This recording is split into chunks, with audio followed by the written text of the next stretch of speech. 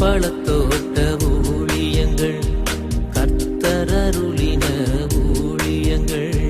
திராட்சப்பழத்தோட்ட ஊழியங்கள், கர்த்தரருளின ஊழியங்கள். அவரில் இழைத்திருந்து கனி கொடுப்போம், கர்த்தர் வாய்க்க செய்வார்.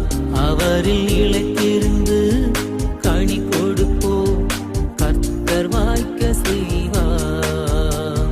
துதி உமக்கே, துதி உமக்கே, துதி உமக்கே என்றுமே என்றும். துதி உமக்கே, துதி உமக்கே, துதி உமக்கே என்றுமே என்றும். துதி உமக்கே என்றுமே என்றும். துதி உமக்கே என்றுமே. சிறியவனை பொழுதிலிருந்தும் எளியவனை குப்பையிலிருந்தும் எடுத்து உயர்த்தி ராஜாக்களோடும் பிரபுக்களோடும் பந்திருக்க செய்கிற அருமை ஆண்டவர் இயேசு கிறிஸ்துவின் இனிதான நாமத்தினாலே இந்த சத்தத்தை கேட்கின்ற அனைத்து தேவனுடைய பிள்ளைகளுக்கும் என்னுடைய அன்பான வாழ்த்துகளையும் வணக்கத்தையும் நான் தெரிவித்துக் கொள்கிறேன். முதலாவதாக மத்திய 4வது அதிகாரத்துக்கு நேராக உங்களுடைய பைபிளை திருப்பிக் கொள்ளுங்கள். மத்தேயு 4:18 முதல். இயேசு கலிலேய கடலோரமாய் நடந்து போகையிலே மீன் பிடிக்கிறவர்களாயிருந்த 2 சகோதரராகிய பேதுரு எனப்பட்ட சீமோனும் அவன் சகோதரனாகிய அந்திரேயாவும் கடலில் வலை போட்டு கொண்டிருந்த பொழுது அவர்களை கண்டு, என் பின்னே வாருங்கள், உங்களை மனுஷரை பிடிக்கிறவர்கள் ஆக்குவேன் என்றார். உடனே அவர்கள் வலைகளை விட்டு அவருக்கு பின் சென்றார்கள். லூக்காவில் நம்ம அழகாக வாசிக்கிறோம் எப்படி பேதுரு தோல்வியாக இருந்தார். இரவு முழுவதும் முழுவதும் பிரயாசப்பட்டு ஒன்றும் அகப்படவில்லைங்கிற பொழுது இயேசு அவருக்கு எப்படி அற்புதம் செய்தார். இந்த அற்புதத்தின் மூலமாக எப்படி அவர் இயேசுவின் பின்பாக ஈர்க்கப்பட்டார். அப்படி அந்த ஈக்கள் அந்த பண்டங்களினாலே ஈர்க்கப்பட்டு வருவது போல, ஒருவேளை இந்த காலத்து வாலிபர்களும் அழகினாலே ஈர்க்கப்பட்டு வருவது போல, நம்முடைய ஆண்டவருடைய அன்பினாலே அவர் செய்த அதிசயத்தினாலே ஈர்க்கப்பட்டு பேதுரு வந்தார். அவர் ஒரு அற்புதத்தை கண்டபடியினாலே மெய்மறந்து ஆண்டவருக்கு முன்பாக நின்றார். நான் பாவியான மனிதன் என்று தன்னை தாழ்த்தினார். அப்பொழுது ஆண்டவர், என் பின்னே வா, follow me, I will make you catcher of men அப்படின்னு சொல்லி சொன்னார். நீ இப்பொழுது மீன்களை பிடித்து கொண்டிருக்கிறாய், மனிதர்களை பிடிக்கிறவர்களாக உன்னை மாற்றுவேன் என்று சொல்லி ஆண்டவர் அந்த பேதுருவை ஊழியத்திற்கு அழைத்தார் என்று காண்கிறோம். ஆண்டவருடைய ஊழியமாக இருக்கட்டும், மத்தேயுடைய புஸ்தகமாக இருக்கட்டும், எல்லாம் இந்த பேதுருவை ஊழியத்திற்கு அழைப்பதில் இருந்துதான் ஆரம்பிக்கின்றது. ஆண்டவருடைய 3 வருட ஊழியத்தின் ஆரம்பம் அவர் அதிகமாக ஜெபித்து, இரவு முழுவதும் ஜெபித்து, அவர் காத்திருந்து ஆண்டவருடைய பிதாவுடைய அனுமதி பெற்று வழிநடத்தலை பெற்று ஊழியத்தின் பாதையிலே தன்னோடு கூட இருக்கும்படியாக 12 சீடர்களை அவர் தேர்வு செய்தார் என்பதுதான். பிரியத்துக்குரியவர்களே, ஆண்டவர் பாருங்கள், மீன் பிடித்து கொண்டிருந்தவர்களை, படிப்பறிவு இல்லாதவர்களை, ஒருவேளை ஆண்டவருடைய ஊழியத்திற்கு சம்பந்தம் இல்லாதவர்களை, காணியாட்சிக்கு புறம்பானவர்களை, என் பின்னே வாருங்கள், உங்களை மனிதர்களை பிடிக்கிறவர்களாய் மாற்றுவேன் என்று சொல்லி அழைத்தாராம். அப்படி என்றால் இந்த நாட்களிலும் கூட கர்த்தர் நம்மை தேடி வருபவராக, நம்முடைய பிள்ளைகளை தேடி வருபவராக, அநேகரை ஊழியத்திற்கு அழைக்கின்றவர்களாக அவர் எப்பொழுதும் இருக்கிறார் என்பதை நினைவூட்டுவதுதான் இந்த லெந்து கால கன்வென்ஷன்கள் என்பதை நான் உங்களுக்கு சொல்ல விரும்புகின்றேன். ஆண்டவருடைய ராஜ்யத்தை கட்டுவதற்கு எப்பொழுதும் இடம் வேக்கன்சியாகவே இருந்து கொண்டே இருக்கிறது. காலேஜில் ஒரு ஆள் ரிட்டையர்ட் ஆனால் அவருடைய இடத்துல இன்னொருத்தர போடுறாங்க, அதோட க்ளோஸ் ஆயிடுது, அவ்வளோதான். அடுத்தால 5 வருஷம் கழிச்சு 10 வருஷம் கழிச்சு ரிட்டையர்ட் ஆன பிறகுதான் அந்த போஸ்டை ஃபில் பண்ணுவாங்க. ஆனால் நீங்கள் இங்கு கவனிக்க வேண்டும், தேவனுடைய ஊழியத்தை செய்வதற்கு, தேவனுடைய ராஜ்யத்தை கட்டுவதற்கு, to build the kingdom of God, always there is a place, always there is vacancy. எப்பொழுதும் அங்கே ஒரு இடம் இருந்து கொண்டே இருக்கின்றது. அறுப்பு மிகுதியாக இருக்கின்றபடியினாலே அங்கே வேலைக்காரர்கள் தேவைப்பட்டு கொண்டே இருக்கின்றார்கள். ஆண்டவர் எப்பொழுதும் தன்னுடைய ஊழியத்திற்கு என்று சொல்லி ஜனங்களை அவர் தேர்வு செய்து கொண்டே இருந்தார். நீங்க பைபிளை வாசித்து பாருங்கள். ஆடு மேய்த்து கொண்டிருந்த மோசே ஆண்டவர் ஊழியத்திற்காக அழைத்தார். நீங்கள் பாருங்கள், சின்ன பிள்ளையாக இருந்தார். தன்னை அழைப்பது ஆண்டவர் கூட தெரியாத ஒரு பச்சை பிள்ளையாக அவர் இருந்தார். ஆண்டவரோ சாமுவேலே சாமுவேலே என்று சொல்லி அழைத்து மனதில் உள்ளவைகள் எல்லாம் அவரிடத்தில் பேசி ஊழியத்திற்கான அச்சாரத்தை போட்டார். அதே போல எத்தனையோ தேவனுடைய பிள்ளைகளை தேடி தேடி ஆண்டவர் சென்று அவர் தன்னுடைய ஊழியத்திற்காக அழைத்தார் என்று நாம் காண்கின்றோம். ஒரு பிள்ளை கருவிலே உருவாகின்ற பொழுதே ஆண்டவர் இவன் எனக்கு, இவள் எனக்கு, என்னுடைய ஊழியத்திற்கு என்று சொல்லி அவர் தெரிந்து கொள்கிறார் என்று சொல்லி நாம் காண்கின்றோம். இந்த உலகத்திலே அதிசயமான காரியம் என்று ஒன்று உண்டென்றால் அது அந்த குழந்தை அப்படியாக அது உருவாகின்றது. அதோட இதயம் துடிக்க ஆரம்பிக்கின்றது, கைகள் கால்கள் வளர ஆரம்பிக்கின்றது, அவயங்கள் அப்படி கொஞ்சம் கொஞ்சமாக பெரிதாகின்றது. அந்த இதயம் துடிக்க ஆரம்பிப்பதற்கு முன்பதாகவே இந்த பிள்ளை எனக்கு என்று சொல்லி ஆண்டவர் அங்கே முத்திரை போட்டு விடுகிறார். நான் ஒரு நாளிலே தாயின் கருவிலேயே முன்குறிக்கப்பட்டேன். 2 பெண் பிள்ளைகள் பிறந்த பிறகு பார்க்க வந்தவர்கள் எல்லாம் உனக்கு 2 பெண் பிள்ளைகள் தானா என்று கேட்டபடியினாலே இதயத்தில் குத்துண்ட எனது தாயார் 3வது முறை கற்பம் தரித்த பொழுது எனக்கு இந்த பிள்ளை வேண்டாம் என்று கருத்தடை மாத்திரைகளை கேட்டு வாங்கி சாப்பிட்டு அந்த குழந்தையை அழித்து விட வேண்டும், கொன்று விட வேண்டும் என்று நினைத்தார்கள். ஆனாலும் உள்ளே இருந்தது நான் ஆண்டவராலே அப்பொழுது ஊழியத்திற்காக தேர்வு செய்யப்பட்டிருந்தபடியினாலே அந்த கருத்தடை மாத்திரைகள் தோற்று போயினேன். ஆண்டவர் என்னை பெயர் சொல்லி அழைத்து என் பணியினை செய்ய வேண்டும், ஊழியத்தை செய்ய வேண்டும் என்று சொல்லி அவர் என்னை அப்பொழுதே அழைத்தார். ஒன்று, இந்த கருத்தடை மாத்திரைகள் என்னை கொண்டிருக்க வேண்டும், இல்லை என்றால் நான் ஊனமுற்றவனாக இந்த பூமியில பிறந்து வாழ்ந்திருக்க வேண்டும். தேவனோ ஊழியத்திற்காக தெரிந்து கொண்டபடியினாலே என்னை அவர் காப்பாற்றி இந்த பூமிக்கு கொண்டு வந்தார். சித்தப்படி இப்பொழுது என்னை ஊழியக்காரனாகவும் மாற்றி இருக்கிறார். எத்தனை மிஷினரிகள் லண்டன்ல சுகமான வாழ்க்கை வாழ்ந்திருக்கலாம், செழிப்பாக இருந்திருக்கலாம். இப்பொழுது அமெரிக்கா செழிப்பாக மிகவும் பிராஸ்பரஸாக இருப்பது போல அந்த நாட்களிலே இங்கிலாந்து அந்த நாடு இருந்தது, லண்டன் இருந்தது. ஆனால் அந்த வீட்டிலே பிறந்த பணக்கார பிள்ளைகள் கர்த்தராலே தொடப்பட்டு கர்த்தராலே தெரிந்து கொள்ளப்பட்டு அந்த சுகபோகமான அந்த வாழ்க்கையை விட்டு வசதிகளே இல்லாத நம்முடைய நாட்டிற்கு வந்து கரண்ட் இல்லாம எந்த அடிப்படை வசதியும் இல்லாம வெயிலிலே அப்படியே துடித்து பல வியாதிகளை சுமந்து பலர் தங்கள் வாலிப வயதிலே மாண்டு போனாலும் கூட பரவாயில்லை என்று சொல்லி ஆண்டவருக்காக பணிகளை செய்தார்கள் என்று சொல்லி காண்கின்றோம். இந்த உலகத்திலே பிள்ளைகள் பிறந்த நாள் முதற்கொண்டு இவனை எப்படியாவது இன்ஜினியர் ஆக்கிவிட வேண்டும், டாக்டர் ஆக்கிவிட வேண்டும், எப்படியாவது IPS ஆக்கிடணும், IAS ஆக்கிடணும் சொல்லி நம்ம ஒரு வெறியோடு நம்முடைய பிள்ளைகளை வளர்க்கிறோம்.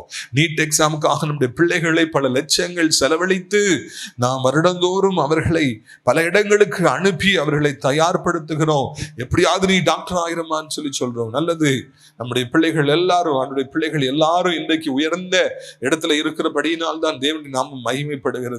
ஆனால் இவைகளோடு கூட என் மகனே, என் மகளே, நீ ஆண்டவருக்கு தேவை, ஆண்டவருக்கு ஊழியக்காரர்கள் தேவை. அறுப்பு மிகுதியாக இருக்கிறது.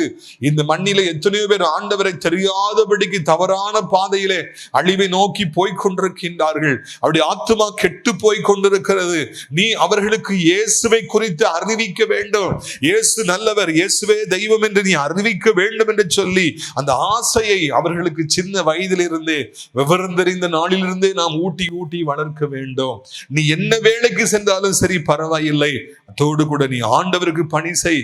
அதுதான் முக்கியமாக நீ ஒரு டேவிட் லிவிங்ஸ்டனாக நீ எப்படியாவது வளர வேண்டும். ஆப்பிரிக்காவில் 60% மக்களை கிறிஸ்துவுக்குள்ளாக நடத்தி அந்த டேவிட் லிவிங்ஸ்டனை போல ஒருவேளை இடையங்குடிக்கு வந்து ஊழியம் செய்த அந்த கால்டுவெல் ஐயரை போல, நாஸ்திரேத்திற்கு வந்து ஊழியம் செய்த ரெவரண்ட் மர்காசிஸை போல, ரேனியஸ் ஐயரை போல நீ ஊழியம் செய்ய வேண்டும்.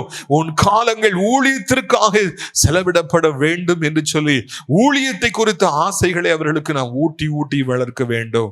பிரியத்துக்குரியவர்களே, கர்த்தரை அறியாதவர்களை, கர்த்தருடைய நாமத்தை அறியாதவர்களை இன்றைக்கு தங்கள் பிள்ளைகளை வேறு வழிகளில் உற்சாகப்படுத்தி வளர்க்கின்ற பொழுது தேவனுடைய பிள்ளைகளாக நாம் எவ்வளவு அதிகமாக நம்முடைய பிள்ளைகளுக்கு அப்படிப்பட்ட எண்ணங்களை கொடுக்க வேண்டும் என்று சொல்லி நாம் அறிந்து கொள்ள வேண்டும். கர்த்தர் உங்களுக்கு ஒரு ஸ்கூல்ல ஒரு டீச்சராக வேலை தந்திருக்கலாம், ஒரு பேங்கராக வேலை தந்திருக்கலாம், இல்லாட்டா ஏதோ ஒரு இடத்துல ஒரு பிசினஸ் மேனாக உங்களை வைத்திருக்கலாம். உங்களுக்கு ஒரு வாழ்வாதாரத்தை உருவாக்கி கொடுப்பதற்கு, எந்த இடத்தில் இருந்தாலும் உங்களை வாழாக்காமல் தலையாக்குவதற்கு நம்முடைய ஆண்டவர் உண்மை உடையவராக இருக்கின்றார். கர்த்தராலே எல்லா விதத்திலும் ஆசீர்வதிக்கப்பட்டு சுகமாக வாழ்கிற பொழுது நீங்க நீங்கள் பிசினஸ் பண்ணுகிற இந்த இடத்துல, நீங்கள் வேலை செய்கிற இந்த இடத்துல இயேசுவை குறித்து அறிவிக்கின்றீர்களா? ஜனங்கள் கவலையோடு வருகிற பொழுது இயேசு ஒருவரே உங்களை ஆற்ற முடியும், தேற்ற முடியும். வியாதியோடு வருகிற பொழுது இயேசு ஒருவரே உங்களுக்கு சுகத்தை கொடுக்க முடியும் என்று சொல்லி நீங்கள் சொல்லுகின்றீர்களா? பிரியத்துக்குரியவர்களை யோசித்து பாருங்கள். எத்தனை பேர் ஒவ்வொரு நாளும் தற்கொலை செய்து கொண்டே போகின்றார்கள். நீங்கள் டெய்லி பேப்பரை கண்டிப்பாக வாசிக்க வேண்டும். ஆண்டவரை அறியாத எத்தனையோ பேர் தினந்தோறும் தற்கொலை செய்து கொள்ளுகிறார்கள். விபத்தில் எத்தனையோ பேர்கள் மரித்து போகிறார்கள். மரணத்துக்கு பிற்பாடு ஒரு வாழ்க்கை இருக்கின்றது. அகால மரணம் அடைகின்ற பொழுது நமக்கு குறிக்கப்பட்ட காலம், அதுக்கு முன்பதாக மரணம் வருகிற பொழுது அந்த ஆவி அது அங்கே நித்திரை அடையாதபடி, அது இளைப்பாற முடியாதபடி அங்கும் இங்குமாக குருவியை போல அது பறந்து தெரிகின்றது. ஆத்மா பாதாளத்துக்குள்ளே அழைத்து செல்லப்படுகிறது. கண்களை மூடி முழிப்பதற்குள்ளாக நம்முடைய நாட்டிலே எத்தனையோ பேர் ஒருவேளை பாதாளத்துக்குள்ளே கடந்து போய் கொண்டிருக்கிறாங்க. நித்திய வீட்டை குறித்து ஒரு நிச்சயம் அவர்கள் இல்லாம வாழ்றாங்க. யார் அந்த பணியை செய்ய வேண்டும்? நம்முடைய ஆண்டவர் நம்மை அல்லவோ அழைத்தார். பிரியத்துக்குரிய சவுலை பார்த்து சாமுவேல் தீர்க்கதரிசி சொன்னார், உன்னை அல்லவோ ஆண்டவர் ராஜாவாக தெரிந்து கொண்டார் என்று சொல்லி. உங்களை அல்லவோ ஆண்டவர் தெரிந்து கொண்டார் என்பதை மறந்து விடாதிருங்கள். எத்தனையோ பாடல்கள் பாடப்பட்டன. நான் எழுந்து தம்பி இடத்துல சொன்னேன், மந்தையில் சேர ஆடுகளே எங்கும் கோடி கோடி உண்டு, சிந்தையில் ஆன்ம பாரம் கொண்டே தேடுவோம் வாரி திருச்சபையே என்று சொல்லி அந்த பாடலை பாட வேண்டும் என்று நான் கேட்டுக்கொண்டேன். திருச்சபையாகிய நாம் நம்முடைய வாழ்க்கையை மாத்திரம் பார்த்து, நம்முடைய குடும்பத்தை மாத்திரம் பார்த்து, நம்முடைய பிள்ளைகளை மாத்திரம் பார்த்து, நம்முடைய பிசினஸ்ல கையின் பிரயாசத்துல கண்ணும் கருத்துமாக இருந்து மாத்திரம் வாழ்ந்து முடித்து விடாதபடி ஆன்ம பாரம் கொண்டவர்களாக, ஒருவேளை அறுவடை மிகுதியாக இருக்கிறது என்பதை புரிந்து கொண்டவர்களாக, ஊழியம் செய்கின்றவர்களாக, இல்லாவிட்டால் ஊழியத்தை தாங்குகின்றவர்களாக, இல்லாவிட்டால் ஊழியத்திற்காக பிள்ளைகளை அனுப்புபவர்களாக, இல்லாவிட்டால் ஊழியங்களை உற்சாகப்படுத்துகின்றவர்களாக நாம் இருக்கும்படியாக நாம் அழைக்கப்படுகிறோம். பிரியத்துக்குரியவர்களே, ஆண்டவர் பேதுருவை பார்த்தார். நீ மீன் பிடிச்சு எவ்வளவு சம்பாதிக்கலாம், ரொம்ப சந்தோஷமா, முழு நேரமாக என்னுடைய ஊழியத்திற்கு நீ வந்துவிடு, என் பின்னே நீ வா, நான் உன்னை மனிதர்களாய் பிடிக்கிறவர்களாய் மாற்றுவேன் என்று சொல்லி ஊழியத்துக்கு சம்பந்தமே இல்லாத ஒரு மனிதனை அருமையான ஒரு ஊழியக்காரனாக மாற்றினார். இயேசு மரித்து உயிர்த்த பிறகு, மேலே சென்ற பிறகு அவர் ஊழியக்காரராக பேதுரு மாற்றப்பட்டு பிரசங்கம் செய்தார். எத்தனையோ ஆயிரக்கணக்கான ஜனங்கள் ஒரே ஒரு பிரசங்கத்தின் மூலமாக, இந்த பேதுருவின் மூலமாக மாற்றப்பட்டால். தொடர்ந்து எத்தனையோ ஊழியங்களை அவர் செய்தார். மரித்தவர்களை உயிரோடு எழுப்பினார். நிழல் பட்டவர்கள் எல்லாம் சொஸ்தமானார்கள் என்று சொல்லி நாம் காண்கின்றோம். அந்த அளவிற்கு ஆண்டவர் அந்த பேதுருவை மாற்றியிருப்பார் என்றால் நம்முடைய வாழ்க்கையும் கூட மாற்ற முடியும். ஒருவேளை இன்றைக்கு இஷ்டம் போல தரிகட்டு அலைகிற உங்கள் பிள்ளைகளையும் கூட ஆண்டவர் சந்தித்து ஊழியக்காரர்களாக மாற்ற முடியும். பிள்ளைகள் இன்றைக்கு அவர்கள் ஜெபிப்பதில்லை. பிள்ளைகள் மொபைல் போனுக்கு அடிமைகளாக இருக்கிறார்கள். பிள்ளைகள் கீழ்ப்படிவதில்லை. பிள்ளைகள் பைக்கில் அங்கேயுமாய் வேகமாய் சுற்றி தெரியுறாங்க. ரொம்ப கெட்ட ஃப்ரெண்ட்ஸ், கஞ்சா போதைக்கு அடிமையிலா இருக்கிறாங்க. பிரேயர் பண்ணுங்க பாஸ்டர், பிரேயர் பண்ணுங்க ஐயா. இதுதான் இன்றைக்கு போகிற இடங்களிலெல்லாம் பிள்ளைகளை குறித்து பெற்றோர்கள் சொல்லுகிற முக்கியமான ஒரு கம்ப்ளைண்ட். ஒருவேளை உங்களுடைய பிள்ளைகள் அப்படி இருப்பார்கள் என்றால், நீங்கள் அவர்கள் இல்லாத நேரத்தில், அவர்கள் இருக்கிற நேரத்தில், அவர் படுக்கிற கட்டலுக்கு நீங்கள் சென்றதுக்கு முன்பதாக முழங்கால் படியிட்டு கட்டல் கால்களை பிடித்து கொண்டு, எனது மகனை டேவிட் லிவிங்ஸ்டனாக நீங்க மாற்றுங்க, மூடியாக மாற்றுங்க, எனது மகனை ஒரு ஃபின்னியாக நீங்க மாற்றுங்க, எனது மகனை கால்வெல்லாய் மாற்றுங்கப்பா, ரட்சிங்க என்று சொல்லி கண்ணீரோடு நீங்கள் ஜெபியுங்கள். உங்கள் ஜெபத்தை கேட்டு ஆண்டவர் உங்களுடைய பிள்ளைகளையும் இந்த பேதுருவை போல மனிதர்களை பிடிக்கிறவர்களாக மாற்றுவார். அல்லேலூயா. தேவனாலே கூடாத காரியம் எதுவும் இல்லை. ஒருவேளை ரட்சிக்கப்படாத பிள்ளைகள் வீட்டில் இருப்பார்கள் என்றால், ரட்சிக்கப்படாத கணவர் இருப்பார் என்றால், நீங்கள் பயப்படாதீர்கள். தொடர்ந்து அவர்களுக்காக ஜெபியுங்கள். உங்கள் ஜெபத்தையும் கண்ணீரையும் கர்த்தர் கண்டு நிச்சயமாக அவர்களை ஒரு நாளிலே தன்னுடைய பிள்ளைகளாக அவர் மாற்றுவார் என்பதில் எந்த சந்தேகமும் இல்லவே இல்லை. பிரியத்துக்குரியவர்களே, இதே போல பழைய ஏற்பாட்டிலும் கூட ஊழியத்திற்காக ஒருவர் அழைக்கப்பட்டார். எலியா அங்கே ஏர்பூட்டி உழுது கொண்டிருந்த எலிசாவை அவர் ஊழியத்திற்காக அழைக்கின்றார். 12 ஏர்பூட்டி, 12 24 மாடு என்று நான் நினைக்கின்றேன். உழுது கொண்டு மிகப்பெரிய ஒரு பணக்கார விவசாயியாக, ஒரு ஃபார்மராக, அக்ரிகல்ச்சரலிஸ்டாக இருந்த எலிசாவை ஒரு நாள் திடீரென்று எலியா சந்திக்கின்றார்.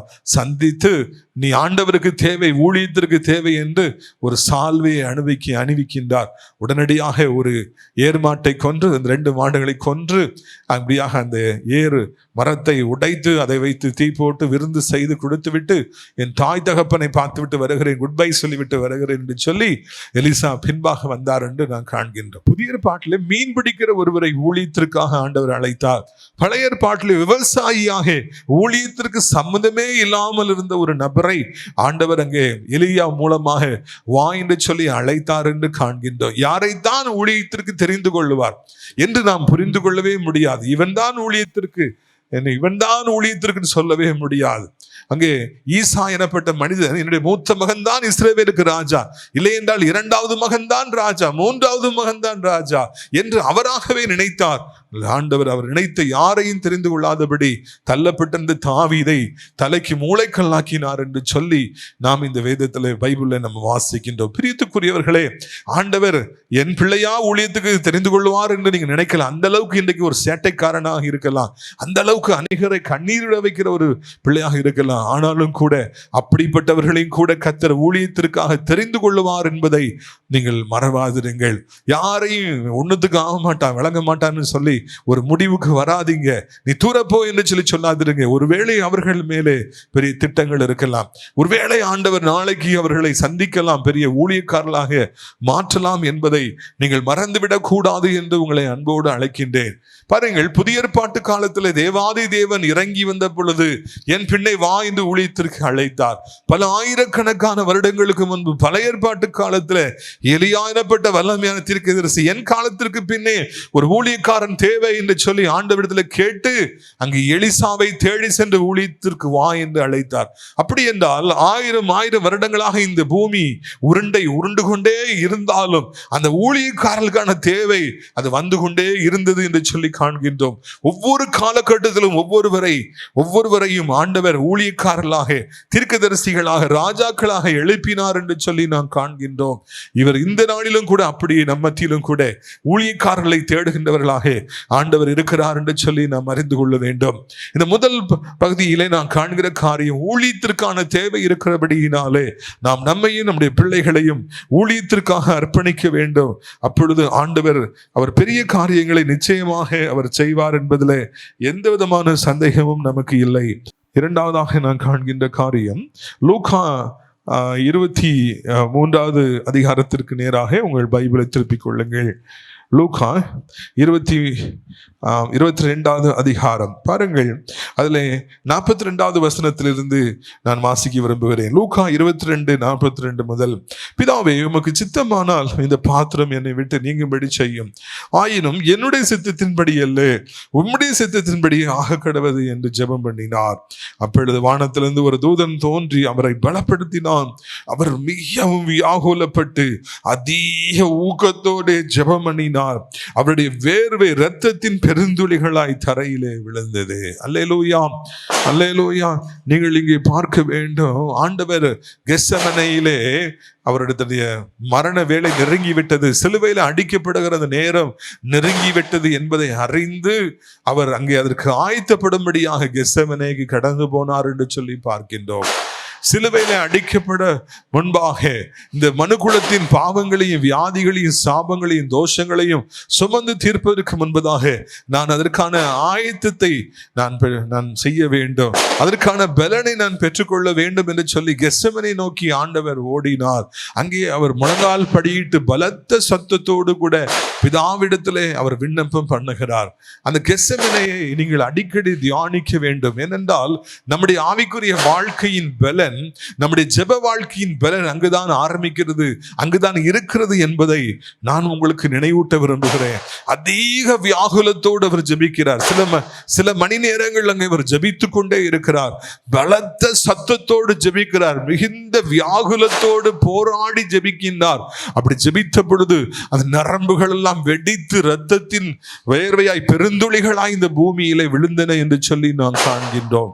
பிரியத்துக்குரியவர்களே, ஜெபம் என்பது என்ன என்பதை நம்முடைய ஆண்டவரிடத்திலிருந்து நாம் கற்றுக்கொள்ளுகிறோம்.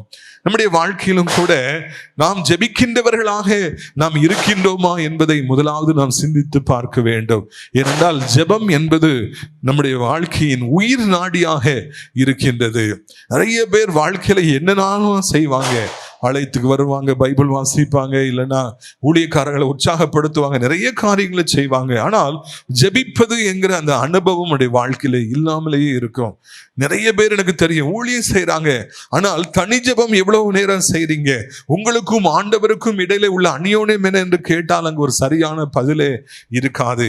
எப்படி ஆண்டவர் கெத்செமனேயில சென்று ஆயத்தப்பட்டு அந்த கடைசி நேரத்திற்குள்ளே போனாலும் அதே போல ஜெபித்து ஆயத்தப்பட்டு தான் ஊழியத்திற்கு வர வேண்டும். பிறகுதான் திருமணத்திற்குள்ளாக கடந்து போக வேண்டும்.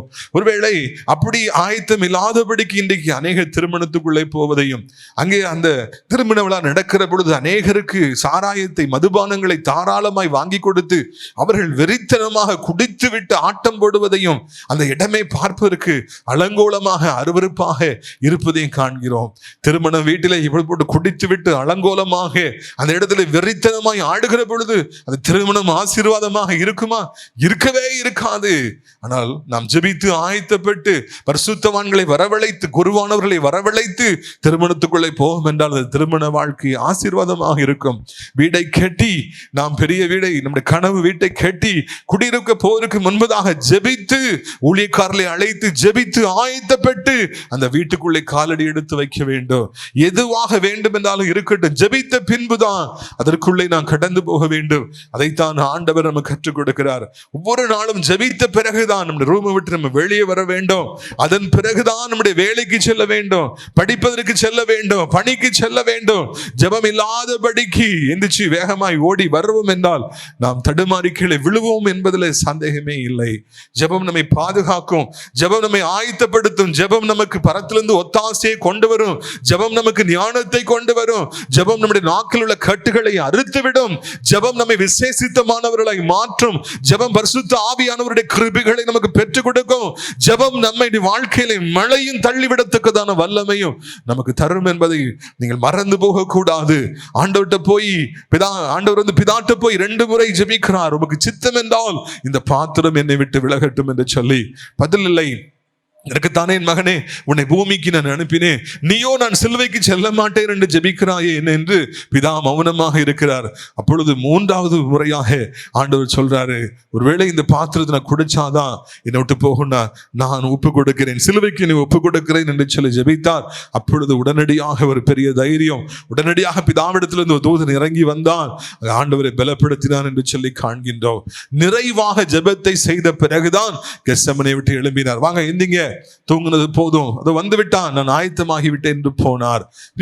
ஜெபம் என்றால் என்னவென்பதை இந்த இடத்துல காண்கிறோம். கடைமுறைக்காக ஜெபிப்பது ஒரு காரியம் அல்ல. தினந்தோறும் காலையில ஜெபிப்பேன், தினந்தோறும் இரவு நித்திரைக்கு போவதற்கு முன்பதாக ஜெபிப்பேன் என்று நாம் கடைமுறைகளை ஏற்படுத்தி கொடுப்பது ஜெபம் அல்ல. நாம் ஆண்டவரிடமிருந்து பதில் கிடைக்கின்ற வரைக்கும் நாம் ஜெபிக்க வேண்டும். அல்லேலூயா. எத்தனை நாட்கள் ஆனாலும் சரி, எத்தனை வருடங்கள் ஆனாலும் சரி, அந்த கோலை ரீச் பண்றது வரைக்கும் நான் ஜெபத்தை விடவே கூடாது என்பதை நாம் அறிந்து கொள்ள வேண்டும். 23ஆம் வசனத்திலிருந்து வாசிக்கிறேன். அப்படி இருந்தும் அவரை சிலுவையில் அறைய வேண்டும் என்று அவர்கள் உரத்த சத்தத்தோட கேட்டுக்கொண்டே இருந்தார்கள். அவர்களும் பிரதான ஆசாரியரிட்ட சத்தம் மேற்கொண்டது. அப்பொழுது அவர்கள் கேட்டுக்கொண்டபடி ஆகட்டும் என்று பிலாத்து தீர்ப்பு செய்து, கலகத்து நிமித்தமும் கொலை பாதகத்து நிமித்தமும் காவலில் போடப்பட்டிருந்தவனை அவர்கள் கேட்டுக்கொண்டபடியே விடுதலையாக்கி இயேசுவையோ அவர்கள் இஷ்டத்துக்கு ஒப்பு கொடுத்தார். பாருங்க, 35வது வசனம் இப்படியா சொல்லுகிறது, ஜனங்கள் நின்று பார்த்து கொண்டிருந்தார்கள். அவர்களோடு கூட அதிகாரிகளும் அவரை இகழ்ந்து, இவன் மற்றவர்களை இரட்சித்தான், இவன் தேவனால் தெரிந்து கொள்ளப்பட்ட கிறிஸ்துவனால் தன்னைத்தான் இரட்சித்துக் கொள்ளட்டும் என்றார்கள். பார்த்தீர்களா? இயேசு சிலுவையில தொங்கிய அந்த 6 மணி நேரங்கள் மிகவும் கொடுமையான ஒரு நேரம். ஒரு பக்கம் ஆணியினாலே அவர் கடாவப்பட்டு அந்த ஆணிகளினுடைய வெயிட்ல அப்படியே தொங்குகிறார். ஒரு நிமிடம் கூட, ஒரு செகண்ட் கூட அங்கிங்குமாக அசைய முடியாது. நம்ம ஒரு இடத்துல தொடர்ந்து இப்படி உட்கார முடியுமா? அப்படி நெளிகிறோம், இப்படி நெளிகிறோம், தூங்கும்போது அப்படி நெளிகிறோம், இப்படி நெளிகிறோம், ஒரே இடத்துல உட்கார முடியல, காலை தூக்கி ஜன்னல் மேல வச்சிருக்கோம், என்னெல்லாமோ வச்சிருக்கோம். இயேசுவோ 6 மணி நேரம் அசையாதபடிக்கு சிலுவையிலே அவர் தொங்குகிறார். அதை நினைவு கூறத்தான் இந்த லெந்து நாட்களில் நம்முடைய முன்னோர்களே வைத்தார்கள். தொங்குகின்ற பொழுது ஒரு பக்கம் சரீரத்திலே உபத்திரமும் வியாகுலம், சரீரத்திலே தாங்க முடியாத வருத்தம், அதை விட அதிகமாக அவரை பார்த்து கொண்டவர்கள் எல்லாம் அவருடைய எதிரிகளாய் அவருக்கு இருந்த பரிசேயர்கள், சதுசேயர்கள், வேதபாரர்கள் எல்லாம் தாங்கள் நினைத்தபடி நடந்துவிட்டது என்று கண்டு அவரை பரியாசம் செய்து கொண்டே இருந்தார்கள். கொலை குற்றம் செய்த பரபாசை விடுதலையாக்க வேண்டும், தேவாட்டுக்குட்டி பாவமே அறியாத ஆண்டவர் இயேசு கிறிஸ்துவை சிலுவையில் அறையணும்னு சொல்லி சத்தம் போட்டு கத்துறாங்க. சிலுவையில் இருக்கும் பொழுது இவன் பிறரெல்லாம் ரட்சித்தான், தன்னைத்தான் ரட்சிக்க திராணி இல்லாதவன் என்று சொல்லி பரியாசம் பண்றாங்க, சிரிக்கிறாங்க, மத்தம் போட்டு சிரிக்கிறாங்க, கைதட்டி சிரிக்கிறாங்க. அதையெல்லாம் பார்த்த பிறகும் கூட இப்படி ஆண்டவர் அந்த 6 மணி நேரமும் அவர் மௌனமாக தலையை கீழே போட்டுக்கொண்டே இருந்தார். அவர் எவ்வளவு வேதனையான வார்த்தைகளை கேட்ட பிறகும் கூட அவர் ஒன்றும் பதில் பேசாதவராக இருந்தார். அவர்களை சபிக்காதவராக இருந்தார், அவர்களை பயமுறுத்தாதவராக இருந்தார் என்று நான் காண்கிறோம். பிரியத்துக்குரியவர்களே, இதனால ஒரு சின்ன பிள்ளை நீங்க ஏதாவது சொல்லி பாருங்க, அது உங்களை விடும் நினைக்கிறீங்களா? பதிலுக்கு ஒரு 2 வார்த்தை கேட்காம விடவே விடாது. யாராவது இன்னைக்கு தங்க குற்றம் இப்படி பண்ணிட்டு ஏன் பண்ணிட்டாப்பான்னு சொல்லி ஸ்கூல்ல காலையில பசங்களை சத்தம் பண்ணி, நான் ஒன்றும் பண்ணலையே, நான் மட்டுமா பண்ணேன் பாருங்க, அங்க அவங்களதான் பண்றாங்க. இன்னைக்கு யாரையாவது ஒருவரை நான் திட்டினால் பதிலுக்கு உடனே பதில் வச்சிருக்காங்க, நான் என்ன பண்ணேன், நான் என்ன தப்பு பண்ணிட்டேன், நான் மட்டுமா பண்ணேன் பாருங்க அப்படின்னு சொல்லி பதிலுக்கு பேசுகிற எத்தனையோ பேர்களை காண்கிறோம். இன்னைக்கு ஸ்கூல்ல காலேஜ்ல நம்ம துணிந்து பிள்ளைகளை கண்டிக்கவே முடியல, சத்தம் போடவே முடியல, உடனே பிரச்சனை உண்டாக்கிடுவாங்க. உடனே அவங்க அப்பா ஒரு கேஸை போட்டு விட்டுருவாங்க. பிரித்துக்குரியவர்களை பேப்பர்ல உடனே வந்து விடும். ஒரு நாளில் எவ்வளவு அடித்தாலும் பெற்றோர்கள் கேட்க மாட்டாங்க, தாங்க 2 சாத்து அவங்க வீட்டுல போன உடனே. இப்போ காலங்கள் மாறிவிட்டது. பிரித்துக்குரியவர்களே, நம்முடைய ஆண்டவரிடத்திலிருந்து நாம் கற்றுக்கொள்ள வேண்டும். சிலுவையில் அடிக்கிறாங்க, பரபாச விடுதலையாக்குன்னு சொல்றாங்க, கேவலமா பேசுறாங்க. எல்லாவற்றையும் கேட்ட பிறகும் கூட தன் பொறுமையை அவர் காத்தார். அவசரப்பட்டு ஒரு வார்த்தை கூட பேசல. இப்படிலாம் நன்றி கேட்டவங்களா இருக்கீங்களேன்னு சொல்லி ஒரு 2 வார்த்தை அவர் கேட்கல, மௌனமாக இருந்தார் என்று காண்கிறோம். நம்முடைய அப்பாவிடத்தில் கற்றுக்கொள்கிற மிகப்பெரிய ஒரு காரியம் என்னவென்றால், அவரை நிந்தித்த பொழுது, அவரை அவ்வளவு துன்பப்படுத்திய பொழுது, சிலுவையில அடித்த பொழுதும் கூட நம்முடைய ஆண்டவர் மௌனமாக இருந்தார், பதிலுக்கு ஒன்றும் பேசவில்லை. இதற்கு தான் நான் இந்த பூமிக்கு வந்தேன், இதற்காகவே, இந்த சிலுவையில தொங்குவதற்காகவே, இந்த மனுக்குலத்தின் பாவத்தை தீர்ப்பதற்காகவே நான் வந்தேன் என்று சொல்லி அதை சந்தோஷமாக ஏற்றுக்கொண்டாராம். இந்த உலகத்திலே ஒரு பெரிய காரியம் என்னவென்றால், நமக்கு அநியாயம் செய்யப்படுகிற பொழுது, நமக்கு எல்லா பொல்லாப்புகளும் செய்யப்படுகிற பொழுது, ஒரு தவறும் செய்யாமல் நாம் இருக்கும் பொழுது, மிகப்பெரிய தண்டனைகள் கொடுக்கப்படுகிற பொழுது, டிரான்ஸ்பர் கொடுக்கப்படுகிற பொழுது, வேலையை விட்டு நம்மை நீக்குகிற பொழுது, நாம் பெரிதாய் நினைக்கிற இடங்களில் அவமானப்படுத்தப்படுகிற பொழுது நாம் மௌனமாக இருக்கும்படியாக அழைக்கப்படுகிறோம். இன்னைக்கு இதுதான் இந்த கிறிஸ்துவ சமுதாயத்துல இல்லாமல் போய்விட்டது என்று நாம் காண்கின்றோம். பிரியத்துக்குரியவர்களே, அநியாயம் செய்யப்பட்டாலும், பலருமை துன்பப்படுத்தின நிந்தித்தாலும் நாம் மௌனமாக அமர்ந்திருப்பதே தேவனுடைய திருச்சித்தமாக இருக்கிறது. அதைத்தான் சிலுவையில இயேசு இந்த பிள்ளைகளாகி நமக்கு கற்றுக் கொடுத்தார். அவர் மௌனமாக இருந்தார். அது சாதாரணமான காரியம் அல்ல. ஒரு கன்னத்தில் அறைந்தால் இன்னொரு கன்னத்தை காண்பி என்று சொல்லி சொன்ன கர்த்தர், அவர் அதை அப்படியே ஃபாலோ பண்ணினார், சொன்னதை பிராக்டிஸ் பண்ணினார். சிலுவையில் 6 மணி நேரம் ஒருவரையும் அவர் சபிக்கவில்லை, ஒருவரையும் பார்த்து முறைக்கவில்லை, ஒருவருக்கும் எந்த சாம்பவாத்தையும் கூறவில்லை. பிதாவே, இவர்களுக்கு மன்னியும், தாங்கள் செய்வது இன்னதென்று அறியாதிருக்கிறார்கள் என்று சொல்லி அவர்களுக்காக வேண்டிக் கொண்டார். ஆண்டவர் சிலுவையிலே மௌனத்தை காத்தார், அமைதியை காத்தார். உங்களாலே அப்படி அமைதியை காக்க முடிகிறதா? தம்பி தங்கச்சி அம்மா அப்பா திட்டுறாங்கன்னா சில நேரங்களில் தப்பு செஞ்சதுக்கு திட்டலாம், சில தெரியாம அவங்க தப்பு செய்யாம இருக்கும்போது திட்டலாம். உடனே சண்டைக்கு போறீங்களா? நான் செஞ்சேன் உங்களுக்கு தெரியுமா அப்படின்னு சொல்லி கேட்குறீங்களா? இல்லை, எனது அம்மா தானே திட்டுறாங்க, எனது தகப்பனா தானே திட்டுறாங்க, திட்டட்டும் என்று மௌனமாக இருக்க கற்றுக்கொண்டு விட்டீர்களா? பிள்ளைகளே, உங்களை வாலிப வயதிலே உங்களுடைய ஆசிரியர்கள் திட்டுகின்ற பொழுது, கடிந்து கொள்ளுகிற பொழுது, அது கசப்பாக இருந்தாலும் பரவாயில்லை என்று சொல்லி பொறுத்து கொள்ள படித்து விட்டீர்களா? மனைவிமார்களை கணவன் திட்டுகிற பொழுது அது கசப்பாக இருந்தாலும் பரவாயில்லை என்று அமைதியாக இருக்க கற்றுக்கொண்டு விட்டீர்களா? பாப்பாவுக்கு 70 வயசா இருக்கும், 80 வயசா இருக்கும், திட்டும் பொழுது மௌனமாக இருக்க கற்றுக்கொண்டீர்களா? அப்பா பெட்ரிட்டனா இருக்கலாம், அம்மா பெட்ரிட்டனா இருக்கலாம், எந்திக்க கூட முடியாதவளா இருக்கலாம், திட்டும் பொழுது அம்மா என்று சொல்லி அமைதியாக அதை பொறுத்துக் கொள்ளுகிறீர்களா? திட்டுகிற பொழுது, வையப்படுகிற பொழுது, துன்பம் இழைக்கப்படுகிற பொழுதும் பொறுமையாக இருக்க கற்றுக்கொண்டு விட்டீர்களா? இதுதான் கிறிஸ்தவம் என்பதை உங்களுக்கு நான் நினைவூட்டும்படியாக விரும்புகின்றேன். பிரியத்துக்குரியவர்களே, நம்முடைய ஆண்டவர் சிலுவையிலே 6 மணி நேரம் தொங்கினார். யாராலும் அப்படி தொங்க முடியாது. உயிர் கொஞ்சம் கொஞ்சமாக போய் கொண்டிருக்கிறது, ரத்தம் சொட்டு சொட்டாக வெளியேறி கொண்டிருக்கிறது. அந்த நேரத்தில் அவ்வளவு பரியாசம் செய்யறாங்க. எல்லாவற்றையும் ஆண்டவர் பொறுத்து கொண்டார், அவர் அமைதியாக இருந்தார் என்று காண்கிறோம். உலகத்திலே மிகப்பெரிய ஒரு கனி நாம் அமைதியாக இருப்பது. அப்பா பிதாவே, ஆண்டவரே, சிலுவையில நீங்க தொங்கிய நாட்களை நினைவு கூறுவதற்காகவே நாங்கள் அழைக்கப்பட்டிருக்கிறோம். அதற்காகவே இந்த நாட்கள் நியமிக்கப்பட்டிருக்கின்றன. அந்த நாட்களிலே உம்முடைய ஆண்டவரே அன்பை குறித்து, உம்முடைய அழைப்பை குறித்து, ஆண்டவரே சிலுவையில நீ காத்த அமைதியை குறித்து, ஆண்டவரே நீ தேர்வு செய்ததை குறித்து, எல்லாவற்றையும் குறித்து நாங்கள் கேட்டோம். எங்களுடைய வாழ்க்கையில அப்படி ஆகட்டும். நாங்கள் உம்மை போல வாழ, நாங்களும் உம்மை போல ஜீவிக்க, கர்த்தாவே உம்மை போல மௌனமாக இருக்க, நாங்களும் கூட ஊழியத்திற்காக எங்களை அர்ப்பணிக்க, நாங்களும் கூட உம்மை போல ஊக்கத்தோடு பாரத்தோடு ஜெபிக்க கர்த்தாவே நீர் உதவி செய்ய வேண்டும் என்று சொல்லி கெஞ்சுகிறோம். அப்பா, தேவனுடைய வல்லமை ஒவ்வொருவரையும் சந்திப்பதாக, ஒவ்வொருவரையும் சந்திப்பதாக, ஒவ்வொருவரையும் சந்திப்பதாக. இந்த வார்த்தைகள் ஒவ்வொருடைய உள்ளத்திலும் ஆணிகளால் அடிக்கப்படுவதாக. அதை மறவாதபடி வாழ்நாள் பரியந்தம் பிள்ளைகள் மௌனமாக இருக்க, ஜெபிக்க, ஊழியம் செய்ய அவர்களை அழைப்பீராக, அவர்களுக்கு பலனை கொடுப்பீராக. ஆண்டவரே, சம்பந்தமே இல்லாதபடி கிறிஸ்துவுக்கு தூரமாய் காணியாட்சிக்கு புறம்பாய் இருக்கிற பிள்ளைகளை ரட்சிப்பீராக. என் ஆண்டவரே ரட்சிப்பீராக. என் ஆண்டவரே நம்முடைய பிள்ளைகள், வாலிப பிள்ளைகளை சந்திப்பீராக. மனம் திரும்புகிற அனுபவத்திற்குள்ளாக, ஊழியத்திற்காக ஒப்பு கொடுக்கிற அனுபவத்துக்குள்ளாக அவர்கள் வருவார்களாக. எலியாக்கள் தேவை, எலிசாக்கள் தேவை, சாமுவேல்கள் தேவை, மோசேக்கள் தேவை. எழுப்புவீராக. கோரம் வெள்ளத்தில் இந்த திருச்சபையை எழுப்புவீராக. என் கர்த்தாவே, உம்முடைய பிள்ளைகளை ஆண்டவரே தோத்திரமையை எழுப்புவீராக, எழுப்புவீராக, எழுப்புவீராக, எழுப்புவீராக. என் ஆண்டவரை கடினமான பாறை இதயங்களை உடைத்து, கல்லான இதயங்களை உடைத்து, சதையான இதயத்தை பொறுத்துவீராக.